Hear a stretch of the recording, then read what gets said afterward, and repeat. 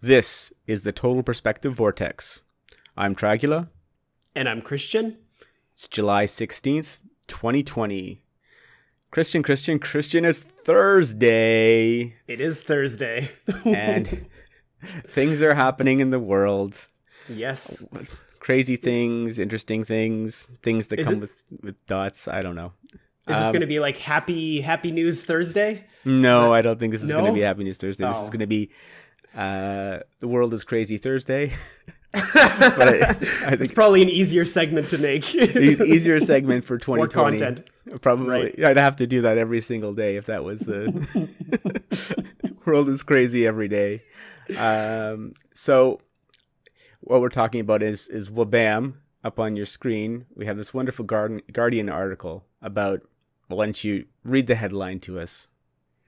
Edward Colston statue replaced by sculpture of Black Lives Matter protester, Jen Reed. Yes. Okay. So, Edward Colston is a guy who built stuff. He happened to participate in the slave trade, but that's not why a statue was built to him. And I don't want to get too much into who Edward Colston is, because I don't want to turn this into a harumph session. Other people can do that. I want to sort of draw attention to this idea where so first they were tearing down statues because statues were just property, and they're bad symbols, and now they're replacing statues with statues of themselves. Right, seriously. And these aren't people who have accomplished things, right? I think she's a hairdresser from what I hear. But a really good one, maybe. Well, that's not why the statue's... But that even if she was a really good one, that's not the accomplishment that got her the statue.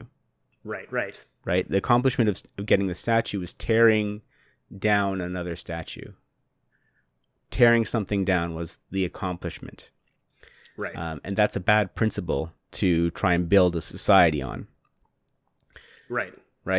And another article that's been in the news recently is like, as they're tearing down statues and the police are standing idle, there's been a couple of crosswalks of these rainbow LGBT supporting crosswalks. I don't know if you've seen these. They're in various places. Yeah. There's one in Vancouver, and there was another one in another location where people have driven on them and left skid marks. So naturally, if it's a crosswalk, people are starting their tires, or they're braking, and this is a place where usually the paint gets disrupted, right? But they're making it's a hate crime to drive on the road because they've painted an LGBT flag there. And this is also similar things have happened with BLM, the Black Lives Matter. I don't even want to say murals. Or graffiti is not appropriate because it's usually government sanctioned or endorsed. Government endorsed graffiti. I'm sticking with that. You call it what you like. So they're seeing as a hate crime of people driving over it. So obviously, right. Like, the statues are just property and no one gets hurt, right? But now the police are investigating who stopped at a crosswalk. So, and assuming that they have evil intent for defacing the crosswalk. Right. Not the people who are tearing down the statues of of George Washington and Thomas Jefferson. Not those people. The people who are stopping at crosswalks. So they obviously there's obviously an imbalance of how the law is being enforced and how things are being treated. Right. Because there's no rule of law there. Because remember, justice is blind. Like, there's a reason, and this is something you don't hear anymore. This is something that's been erased from our society. But when I was growing up, when I was a youngster, we talked a lot about how justice is blind and justice had scales. Like, the images of justice, the virtuous justice would be a blindfolded woman with a sword and scales, right? So the the blindfold signifying the equality, everyone's equal in the with justice, and then the scales to check the balance of evidence. Right. And then the sword was to symbolize the execution of justice. Right. Right. The scales and the blindfold are gone. Now we just have a crazy lady with a sword. And that's rule by mob, which is rule by exception, because every situation is sort of treated uniquely, and it's the impulse of the mob. How the mob feels, how the mob interprets the situation now is how the situation will then be enforced. So another story is the McCloskeys the police came to McCloskey's house and took their firearms. McCloskeys they restored this old house, and protesters came on the lawn. They had their they went out with their firearms because they were being threatened. They had the front gate breached. Yeah. Like you see it, it's all twisted up, and yeah, that's it. So they went and defended their property in a castle doctrine state. Yeah, I believe so. Yeah, so this is completely. Not only is it morally legitimate, but it's legally. They can do this as well, right? So, and yeah, they took the firearms away. Hey, and good news, because this is Good News Thursday. Firearms were donated to them by a firearms shop. So, you know. Okay. But go on with your point. I think I made my point. My point is that it's selective enforcement of rules. Right. Right. I see what you're saying. And it's and even the doxing of them, right? Like you try and post information on any of these quote unquote peaceful protesters, rioters, communist insurrectionists, who are in the crowd, and obviously not everyone in the crowd is a communist insurrectionist, but there are some. There are violent individuals with bad intentions in these crowds, and if you try and single them out, then you will be targeted for doxing and so forth. But the McCloskeys, who just showed up on their front lawn with firearms when they were provoked, they're we know everything about them. Right. I want to mention in passing to any if there's any listeners that are questioning this whole Marxist thing, you can go to blacklivesmatter.com, and I think it's who we are or what we believe, something along those lines. And this is listed out.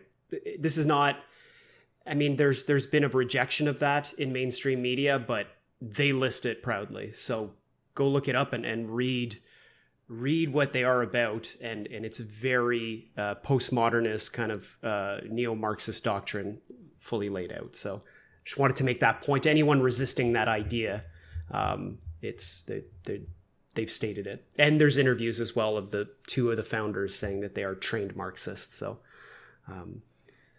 So bringing it back to the statue of Jen Reed, and it's in this idea of building statues for themselves or building statues for people who haven't really accomplished something. And this is actually a big part of the sin that exists beyond compassion, right? So when compassion goes to excess, when the left goes too far, compassion becomes the vice of ineptitude, frailty, self-absorption, delusion.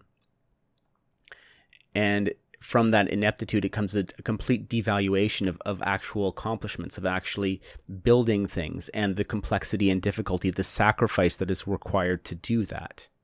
Right. Instead, just impulsive actions of destruction. Now, destruction is sometimes necessary, and compassion and well-oriented compassion draws attentions to how the system is overlooking people. But you can't. Acts of destruction in and of themselves are not accomplishments, and you can't build a society like that if your focus, if what you're celebrating, your heroes are people who destroy things. Right. Because that's not. We've talked before about like the orientation of God is like you have your heroes, your superheroes, your gods, and then the capital G God, right? Which is really like the stand in there is that what you're looking for is that generative loop. So the society that's building itself, that's building more for everyone, and the plenty created by the generative loop, this is very critical, creates collaboration because everyone wants to take part in the creation because they see the generative loop attracts them, and it invites people to work together, and it also creates more. And that's the balance that you're trying to aim for with a society. But you can't get that if your heroes are all people who destroy, right? If there's going to be no generative loop, you're going to be in a destructive spiral, a vicious spiral that's just tearing things down.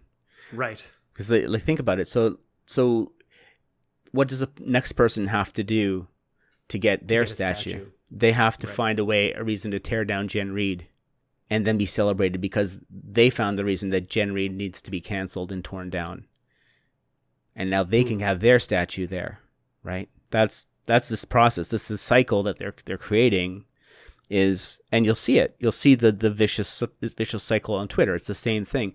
This is the society that they're creating. It's not a generative loop. It's a vicious spiral. They sometimes say a purity spiral, but the purity at the end is just oblivion. But it's a spiral of it's an egotistical spiral where you judge others in contempt by rating something, and then that raises you above them.